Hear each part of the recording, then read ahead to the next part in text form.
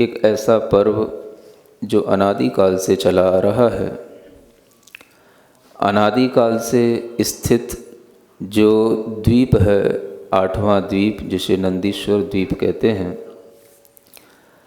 उस द्वीप में ही इस तरह के जिनालय हैं कि जिन जिनालयों में अद्भुत रूप से भगवान जिनेंद्र देव की प्रतिमाएं विराजमान हैं। एक साथ बहुत से जिनालय हैं, हर दिशा में अलग अलग संख्या में। उन जिनालयों की जो स्थापना अनादिकाल से बनी हुई है, ऐसा किसी अन्य द्वीप में उपलब्ध नहीं होता है। होने को तो इस तिर्यक लोक में असंख्यात द्वीप हैं, लेकिन यह नंदीश्वर द्वीप ही एक ऐसा द्वीप है जहाँ पर पूर्व दिशा में, दक्षिण दिशा में, पश्चिम दिशा में, उत्तर दिशा में अलग अलग 13 जिनालय विद्यमान हैं। और वह जिनालय एक एक पर्वत के ऊपर स्थित हैं, जिन्हें हम अंजनगिरी पर्वत कहते हैं, दधिमुख पर्वत कहते हैं, रतिकर पर्वत कहते हैं। ऐसे इन जिनालयों पर स्थित जो जिनालयों के अंदर अनेक प्रकार के जिनबिंब हैं, उन जिनबिंबों में जिनेंद्र भगवान के 108 जिन प्रतिमाएं हैं। एक एक जिनालय में 108 जिनबिंब हैं। ऐसा अद्भुत दृश्य अन्यत्र किसी भी द्वीप में देखने को नहीं मिलता जो नंदीश्वर द्वीप में देखने को मिलता है। और यह नंदीश्वर की पूजा हमेशा वर्ष में 3 बार अनेक प्रकार के देव सौधर्म इंद्र के साथ मिलकर के नियम से करते हैं। भगवान जिनेंद्र देव की पूजा करने का उत्साह देवों के अंदर देखते ही बनता है। जिनेंद्र देव की पूजा करने के लिए देवलोग भी यहाँ की तिथि को देखते रहते हैं कि कब अष्टानिक पर्व आ रहा है। कार्तिक मास की यह अष्टानिका प्रारंभ हो रही है। वर्ष में 3 बार यह अष्टानिक पर्व आते हैं, आषाढ़ मास में, कार्तिक मास में और फागुन मास में। यह कार्तिक मास की अष्टानिका है और हर अष्टानिक में नंदीश्वर के द्वीप में जाकर के ही देवलोग नंदीश्वर के जिनालयों की पूजा करते हैं।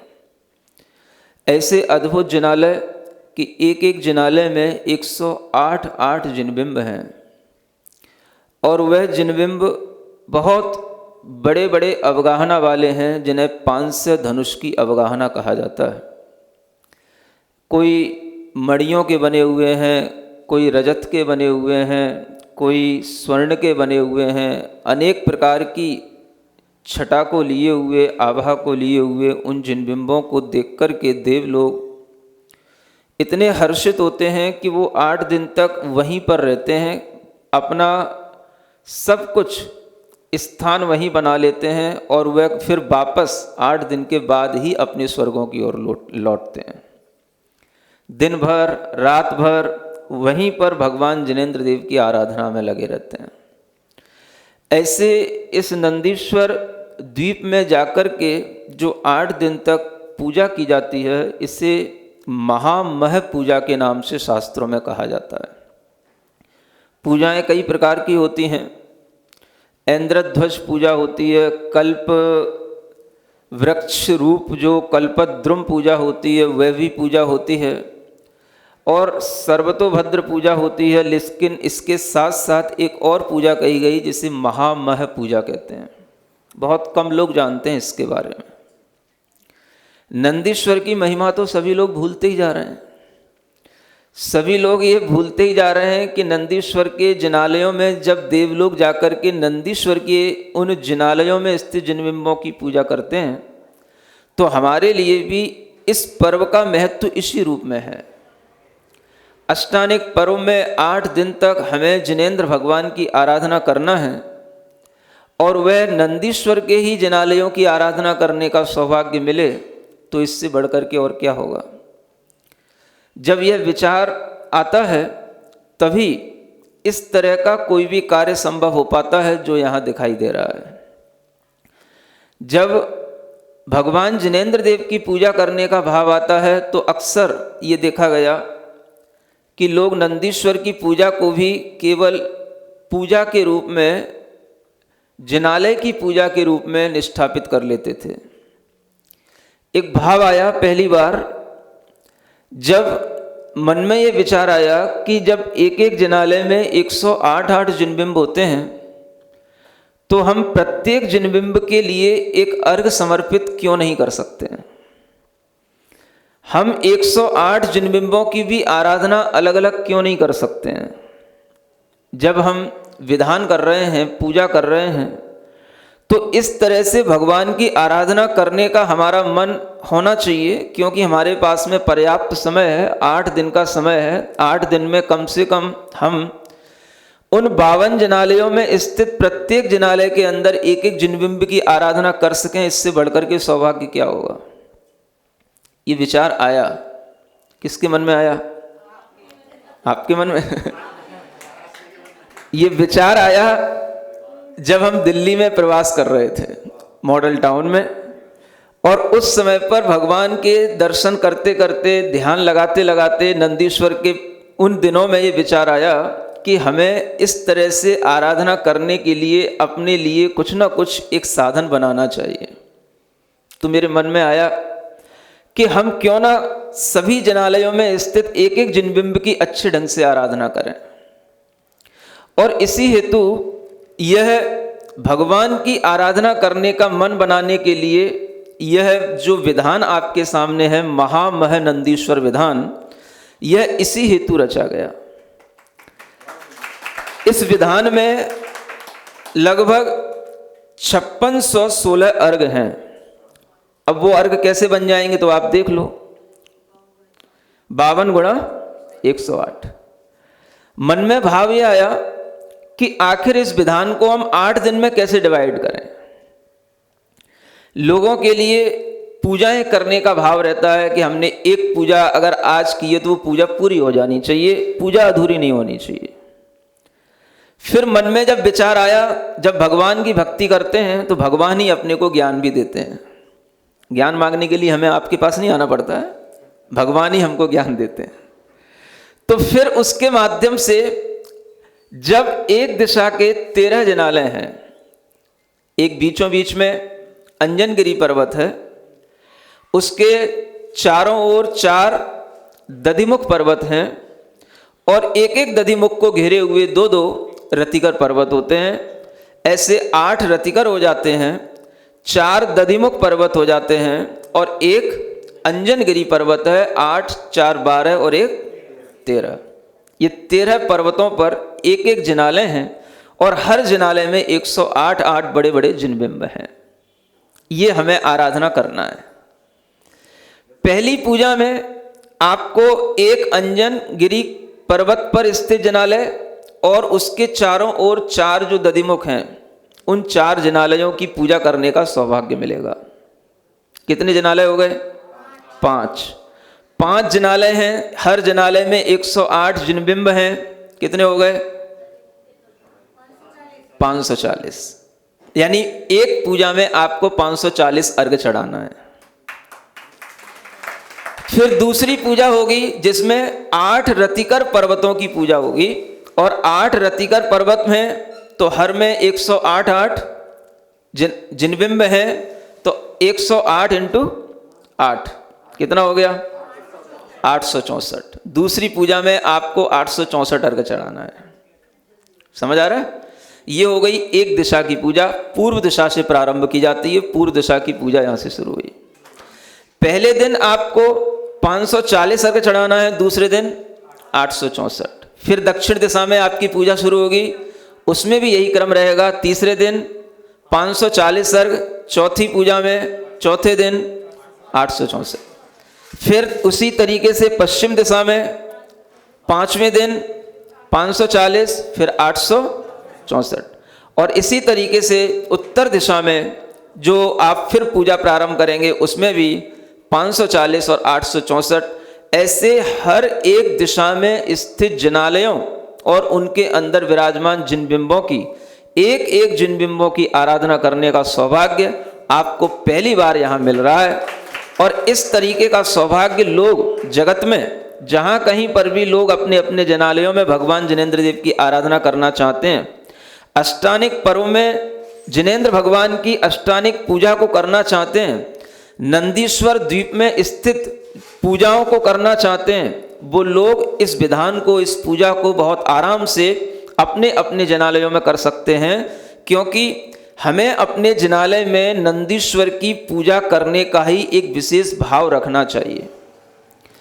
उसके साथ साथ ही हमारे अंदर यह भाव आता है कि अगर इन अष्टानिक पर्व का जो महत्व जिस रूप में है, वो महत्व हमारे लिए उसी रूप में बना रहे। आप देखोगे इतने बड़े बड़े जिनालय होते हैं, ये अकृत्रिम जिनालय जो किसी के द्वारा बनाए हुए नहीं हैं, ये स्वयं निर्मित हैं। जब इन जिनालयों में पूजा प्रारंभ होती है तो 4 निकाय के देव होते हैं, सभी लोग जानते हैं ना, भवनवासी, व्यंतर, ज्योतिषी और वैमानिक देव। और इन सभी देवों की संख्या आप लोगों की तरह 100, 200, 500 नहीं होती है। कितनी होती है? असंख्यात देव हैं ये। अब इन असंख्यात देवों को एक एक दिशा में स्थित होकर के भगवान की पूजा करने का सौभाग्य मिलता है, क्योंकि सब एक साथ नहीं इकट्ठे हो सकते हैं। सुन रहे हैं ना आप? नंदीश्वर द्वीप में चारों दिशाओं में जो जिनालय बने हुए हैं, उनमें पूजा करने का ये क्रम है कि सबसे पहले जब पूजा प्रारंभ होती है तो पूर्व दिशा में कल्पवासी देव प्रारंभ होते हैं, कल्पवासी देव स्थित हो जाते हैं। सबसे पहले कौन से देव? कल्पवासी देव। ये किस दिशा में के जनालयों की पूजा करेंगे? पूर्व दिशा के। जब कल्पवासी देव पूर्व दिशा के जनालयों की पूजा कर रहे होंगे, तब दक्षिण दिशा में जितने भी भवनवासी देव होंगे, वो सारे के सारे दक्षिण दिशा के जनालय में भगवानवासी देव पूजा कर रहे होंगे। ये आप थोड़ा सा अपने मानस को तैयार कर लो कि आप क्या करने जा रहे हो, इसलिए बता रहा हूं। फिर जब दक्षिण दिशा में भवनवासी देव हैं, तो पश्चिम दिशा में व्यंतर देव पूजा कर रहे होंगे। जितने भी व्यंतर देव हैं, असंख्यात संख्या में, वो भगवान की पूजाएं, जिन बिंबों की पूजाएं, उन जिनालयों में केवल पश्चिम दिशा में ही रहेंगे वो। और उस समय पर ज्योतिषी देव जो होंगे, वो उत्तर दिशा में भगवान की पूजा में लगे होंगे। 4 निकाय के देव अलग अलग दिशाओं में इस तरह से स्थित होकर के भगवान की पूजा प्रारंभ करते हैं। समझ में आ रहा है? अब यह पूजा जब उन्होंने प्रारंभ की, तो इस पूजा को प्रारंभ करने के बाद में जब यह पूजा कल्पवासी देवों की समाप्त हो जाएगी, तो कल्पवासी देव दक्षिण दिशा में आ जाएंगे। जो भवनवासी देव दक्षिण दिशा के थे, वो पश्चिम दिशा में शिफ्ट हो जाएंगे। जो पश्चिम दिशा में थे, वो उत्तर में हो जाएंगे। उत्तर वाले पूर्व में आ जाएंगे। समझ आ रहा है? और इस तरह से यह क्रम चलता रहता है। भगवान की पूजा करने का यह क्रम निरंतर 8 दिन तक इसी रूप में चलता रहता है। सब देव निरंतर दिन में, रात में यही तरह से भगवान की पूजा करते रहते हैं। और वहां पर दिन और रात इसलिए कहने में नहीं आता, क्योंकि वो द्वीप हमेशा एक जैसे जगमगाते रहते हैं। चंद्रमा का प्रकाश, सूर्य का प्रकाश वहां पर स्थित रहता है। अपनी तरह नहीं होता कि सूरज चला गया, चंद्रमा आ गया, रात हो गई। वहां तो चंद्रमा और सूर्य जितने भी देवों के विमान जैसे यहां पर घूमते हैं, वहां पर स्थित रहते हैं, वहां पर घूमते नहीं है। इसलिए वहां पर हमेशा एक जैसा प्रकाश बना रहता है। वहां दिन रात का अंतर नहीं होता है। लेकिन उन्हें अपना टाइम काउंट करने के लिए आपकी ओर देखना पड़ता है।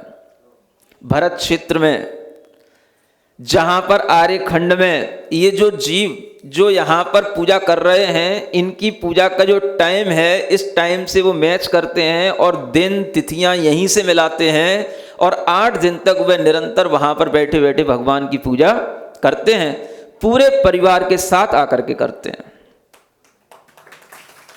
कितना बड़ा परिवार होता है उनका, कोई बहाने नहीं बनाते हैं। जितने भी परिवार में लोग होंगे, एक एक देव की कम से कम 32 देवियां तो होती हैं। समझ आ रहा है? और उनके बहुत सारे अनुचर होते हैं, बहुत सारे प्रतीन्द्र होते हैं, सामानिक देव होते हैं, और उन सब की भी अपनी अपनी देवियां होती हैं। तो वो एक इंद्र का जो परिवार है बहुत बड़ा परिवार बन जाता है, और सभी पूरे परिवार के साथ आकर के भगवान जिनेंद्र देव की आराधना बिल्कुल निश्चिंतता के साथ करते हैं। किसी के लिए भी ये बात नहीं आती है कि हमें बीच में छोड़ करके जाना है, हमारा मन यहाँ नहीं लग रहा है, अभी हमें कुछ बीच में काम आ गया है, ऐसा कोई भाव उनके अंदर नहीं आता। आप सोचो, आप कहते हो देव लोगों में बहुत सारी भोग संपदाएं हैं, देव लोगों का काम केवल सुख भोगने का है।